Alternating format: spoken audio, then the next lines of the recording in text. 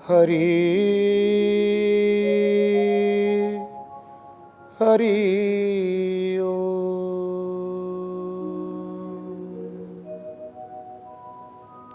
गुरु ब्रह्मा गुरु विष्णु गुरुदेव महेश्वर गुरु साक्षात् परम ब्रह्म तस्मै श्री गुरवे नमः। नीलाद्रि कंदरानंदी मंदरालय वंदितं वंदे वंदारु मंदारं इंदिरा मंदिरं मह। हरे मुरारे मधुकैट भारे गोविंद गोपाल मुकुंद सौरे जज्ञेश नारायण कृष्ण विष्णु निराश्रय मां जगदीश रक्ष निराश्रय मां जगदीश रक्ष निराश्रय मां जगदीश रक्ष। मु निराश्रय आपण आश्रय मु पतित आपण पतित पावन मु साधारण आपण साधारण आपण सर्वमान्य आपणक पाद तले कोटि कोटि प्रणाम कालिया शांति कोटि कोटि प्रणाम। आपण माने जो माने महाप्रभुंकर महाभाव रे हजी श्रीमद् भागवत कथा को आकर्ण श्रवण करुछंती समस्तंकु बारंबार प्रणाम करी सकल घटे नारायण बसंती परम कारण यही निर्देश को सार्थक करी स्वागत करुछि आम कार्यक्रम श्रीमद् भागवत कथा को। गत पर्याय आम चर्चा करुथिले नरनारायण ऋषिंकर कथा। नरनारायण ऋषिंकर कठोर तपाचरण कथा।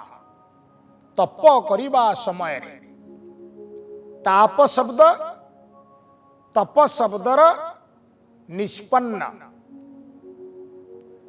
तप करिबा द्वारा ताप उत्पत्ति हुए शरीर रे। प्रभु प्रेमर ताप तपस्यार ताप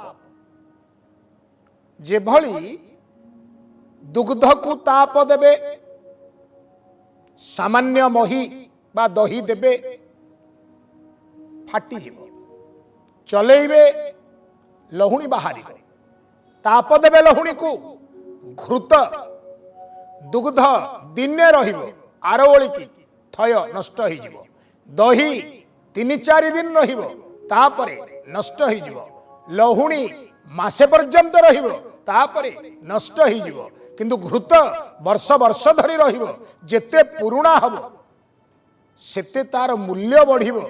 वैद्य माने पुरुणा घृत खोजिबे महौषधि प्रस्तुत करबा पाई।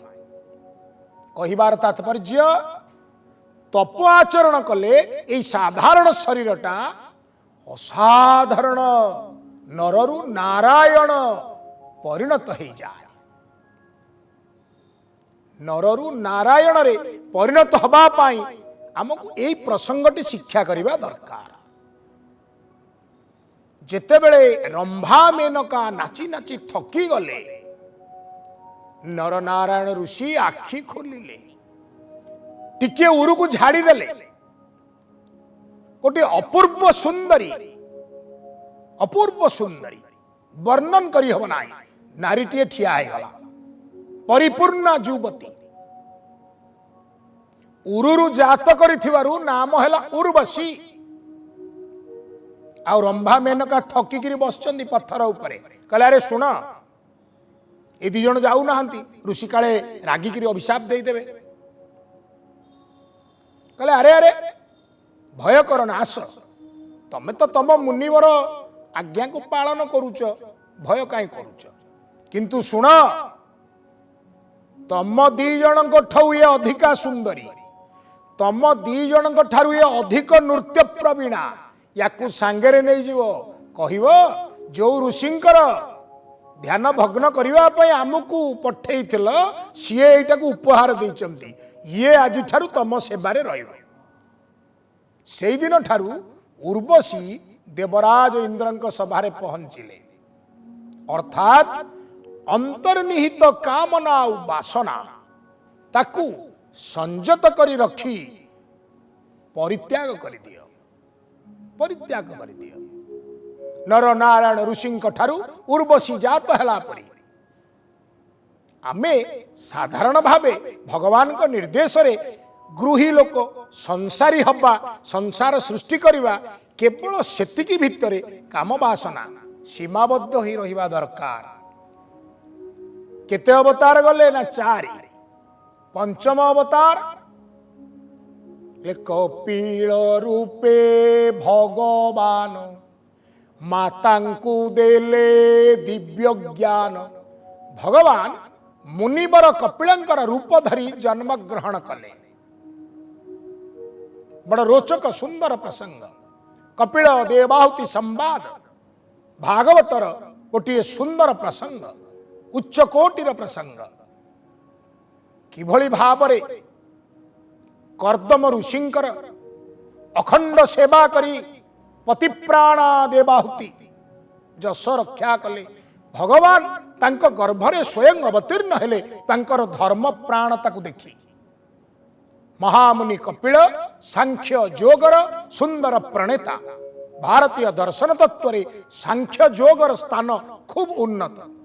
सांख्य दर्शनर ये सुंदर व्याख्याकार आंक विषय रे निहाती पढ़िवा जानिबा। तेणु सुत महामुनि कहउचंती कपिल महामुनि को भूली गले चलियो नाही। भारतीय श्रीमद भागवतंकर दार्शनिक सिद्धांतर ये होचंती जने सुंदर आचार्य सुंदर प्रणेता। ये दिव्य ज्ञान ये देले तले कौन कौन सोपान हो गला ना प्रथमटी ब्रह्मचर्य द्वितीयटी संतोष। ब्रह्मचर्य संतोष रे भक्तिर उत्पत्ति नारद एवं भक्तिर पालन द्वारा आम भितरे मनमुन चैतन्य भगवत चरण रे चीर चिरंतन भाव नहीं निविष्ट हो गले। से आमे ध्यानी पालटी गले नरनारायण ऋषि तापरे आमे ज्ञानी पालटी गले। भागवतरे भगवान कहिले मुजारे हुई सदय गोविंद ज्ञानता हृदय उदय। आपे आपे भगवत ज्ञान अंतकरण रे उदय हब आमे साधारण व्यक्तित्व महामुनि रे परिणत हो जिबा। तेणु कपिल महामुनि जदि आमे ध्यान करवा शिखिगले षष्ठरे कौन हब षष्ठरे कौन हब भगवान अवतार। श्रीमद भागवत रे सुत महामुनि कहउचंती शौनकादि मुनिगण सुन भगवान अत्रि मुनिंकर रूप को धारण करी जन्म ग्रहण कले।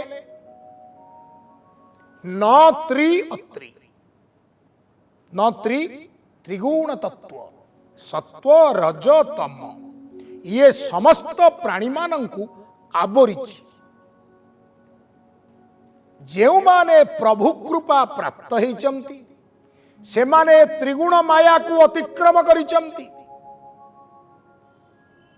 बा ब्रह्मचर्य रक्षा पूर्वक संतोष चित्तरे जे भक्ति करिचंती ध्यानस्थ हेइचंती ज्ञान तांक भितरे उद्रेक हेइची। तेणु से माने त्रितत्वरु विजय पाई जाइचंती। छठी अवतार अत्रिंकर पत्नी किए अनसुईया न असूया अनसुईया। प्राणी मात्र के हिंसुक दी भाई पिला दिन खाई पीछे एकाठी चली।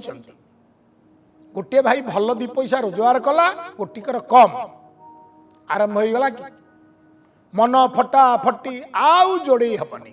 फटा कांथरे कादुओ जेते नेसिले भी कांथर कौन आउ बल पाइब। थरे संपर्क रे भट्टा पड़ीगला माने कथा प्राय सरिला।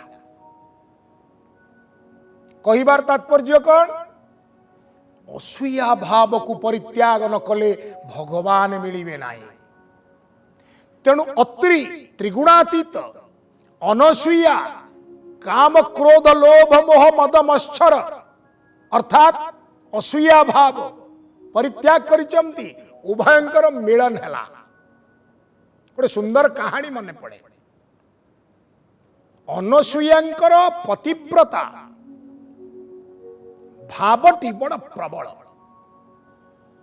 पातिव्रत्य धर्म कहार अधिक किए अधिक पतिव्रता एक कथा को प्रमाण करने नारद थरे बाहरले वैकुंठरे लक्ष्मी माँ भगवान विष्णुकर पदमंचालन करुचंती। कहले माँ बढ़िया बढ़िया आपण बढ़िया करुचंती, हेले आपण ठू बढ़िया मर्त्यमंडल जड़े ऋषि पत्नी अच्छी करुचंती, तांकठू सती कई नाई। कैलाशकंदर पलैले पार्वती माँ पाखे पहुँचले, शंकर भगवान तपस्या बसी, पार्वती माँ पंखा करुचंती, केतोले पाद धोई दौरान। बढ़िया बढ़िया माँ आपण केड़े सुंदर पति सेवा करुचंती, हेले मर्त्य से मुनि अत्रि तांको स्त्री अनसुया तांको ठरु आपणकर सेवा एते गुरुत्वपूर्ण नुह। सी भारी सत्य। पुणी पलि आसिले पहुंची गले ब्रह्माणी पाखरे ब्रह्मलोक से कथा से निर्नाद से टिके टेही दबा चुगली करदबा। तीन जन साथी हो गले, लक्ष्मी माँ पार्वती माँ ब्रह्माणी। कहले स्थिर करवा आमे सती ना सी सती। तीन जन घर को गले, स्वामी मान कान फुसुले आमको सतरे भल पाउच। स्त्री जदि कान पाखरे मुह रखी स्वामीर पचार मत भल पाउच, स्वामी कौन ना कर केते भल पाउच कहले दी पटू हाथ मेल देख इतने भल पाउच परिमाण। अच्छा प्रमाण देवाक पड़ो। प्रमाण हाँ मर्त्यमंडल अत्रि मुनि घरे तांको स्त्री अनसुया रहउछंती। आपण माने भिक्षुक होइकरी जिबे सेठू भिक्षा आनिकरी आसिबे। यहाँ कौ बड़ कथा किते जुगरे किते रूपरे आमे एमती भिक्षा मागिचे आमर आगुरु अभ्यास अच्छी नाई नाई। एठी गोटे कथा करिवो आमे तीन जन लुचिकी देखिबु ना कौन ना भिक्षा ग्रहण करने पूर्वर ताकू सत्य करेबे। अरे ऋषि पत्नीटा कौन पहाड़ मागिबी जे देबे सत्य करेबु? जहाँ तो तांको घरे थिबो खुद चाउल फल मूल कदली भंडा सब देबे, सेतिकी देले थली नाई नाई आमर हेगुड़ा की दरकार ना नाउ ना सत्य करिवो सी जहाँ भी भिक्षा दियंतु निवस्त्र होकर भिक्षा देबे। बोलिए नंदनंदन भगवान की जय। माने कौन तुम माने चाहुच? तीन ठाकुर तीन पत्नी को पचारे कहले नारद कहते सी कला भारी सती पर पुरुष आगरे किभली से उल्लग्न होई भिक्षा देबे आम टिके देखिबा तांको सतीत्वर परीक्षा करिबा। अनसुया दुआरे तीन ठाकुर त्रिनाथ सुंदर शब्द वेदनाद कले। घर बाहरी आसिले गृहिणी अनसुया, ये तो छद्म रूप में अच्छी वेदनाद करुचंती। सादरे प्रणाम कले, जल आनी अतिथि मानकर पाद धोईदेले, धोई देकरी आसन देले। कहतु कौन दे आपणकर सेवा करिवे? आमे भिक्षा याचना करुछु, भिक्षा अपेक्षा करंतु, जहाँ अच्छी आम आश्रम रे आपन को देबी। एतिकी कही बुली पड़ी कहले शुण मा आमर विशेष भिक्षार प्रयोजन नाही, किंतु आमे सेही नारी ठारू भिक्षा ग्रहण करू जे उलग्न हुई आमको निवस्त्र हुई आमको भिक्षा दिए। अनसुया बुझीगले ये साधारण भिक्षुक नुहंती, ये कौन सी प्रचंड माया भी पारंती बा प्रचंड दैव शक्ति ही पारंती। करपत्र जोड़ी स्वामी को स्मरण कले, कठोर तपरे बसीचंती अत्रि मुनि। स्वामी को स्मरण मात्र देखिले ये तीन छद्म रूप कहार ना ये तीन देवतांकर देवता मानकर अधिपतिंकर ब्रह्मा विष्णु महेश्वरंकर। हौ अवश्य देवी, अवश्य आपण मान को भिक्षा प्रदान करी, निवस्त्र है भिक्षा देवी, आपण मान को मो दुआरु फेरेबी ना। ताले सत्य करो। सत्य कले, सत्य कर सारा परे हाथ जोड़ी आखि बुझी स्वामी की स्मरण कले। कले जदि मोर पातिव्रत्य धर्म सत्य ही थाए, मोर निष्ठा मो स्वामी पाखरे थाए, ये तीन जन जी आगे बसी सेमाने मो ठारू भिक्षा निश्चित ग्रहण करिवे किंतु मोर पतिव्रता धर्म मध्य नष्ट हब नहीं। गोटे नारीर पतिव्रता धर्म रहिब एणे पुणी भिक्षा देवार संकल्प बा सत्य भी सफल हब केतेबेले कले तीन जन जाक जदि बालक शिशुरे परिणत हो जाती ताले माँ कोଳରେ पुओ तो जन्म हेले सी मार बक्ष सांगरे तार आग संपर्क स्थापन हुए किंतु सेठी अशुभ किछि न थाए अशोभनीय किछि न थाए खराब किछि न थाए। माँ छाती रे मुंड गुंजी दे पुओ तो भावे मोर जन्म जन्मर पाप पळेला दुख पळेला बड्ड भूत कि बड्ड राक्षस माडी आसुची माँ छाती तले मुंड गुंजी देले ओ निरापद विपदहीन सबु प्राणी क्षेत्र में यह ही सत्य। एतिकी अनसुया परिकल्पना करिचंती ब्रह्मा विष्णु महेश्वर तीनिटा पिला है गले कुनी बालक अगणारे खेलिले ये भिक्षा आनिकी थोइले तीन जन जाक बसी क्षीर खोइले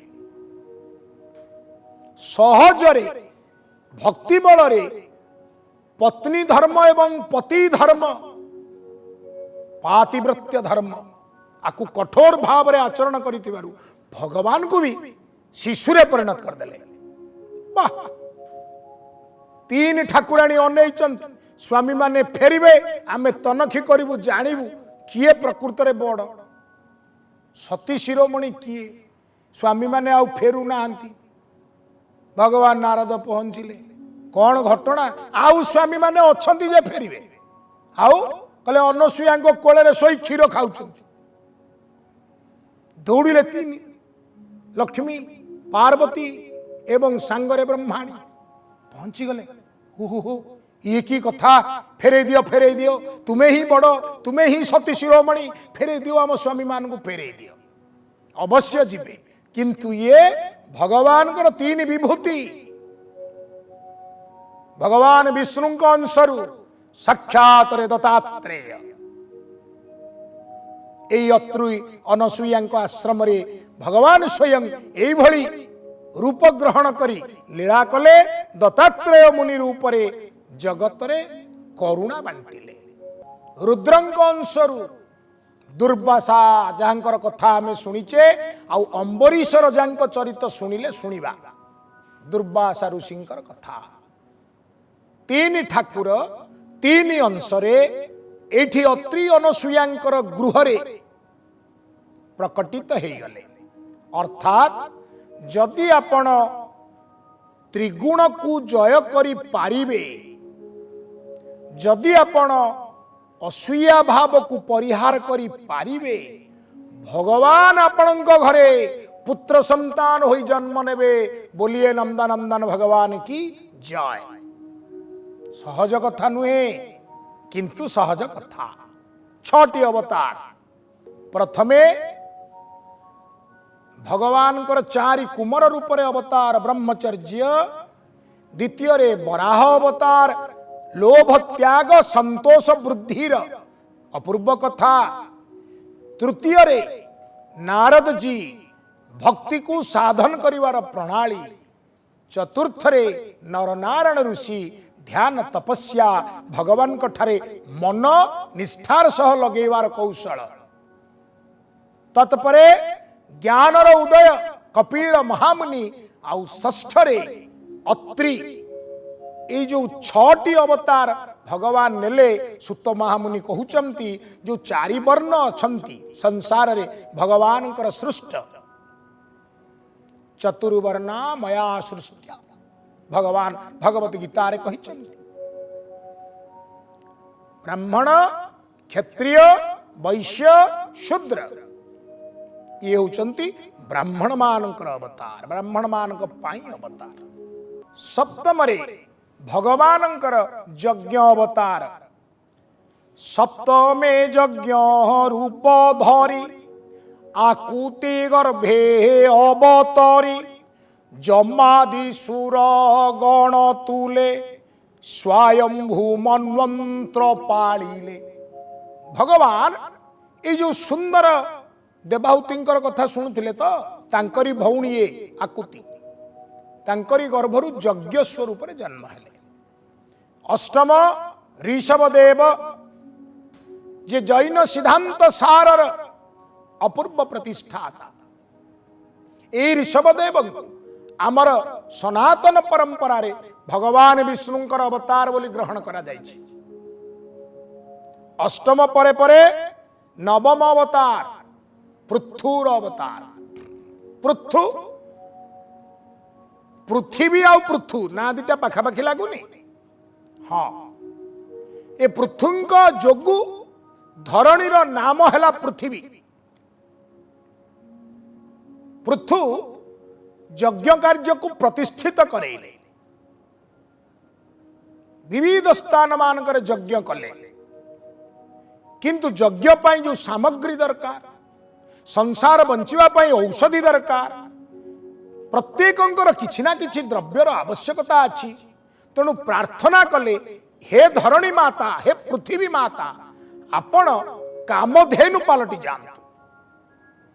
धरणी कामधेनु हेले राजा पृथु दोहन कले अर्थात दुईले कामधेनु को जहा मागिबे ताहा पाइबे।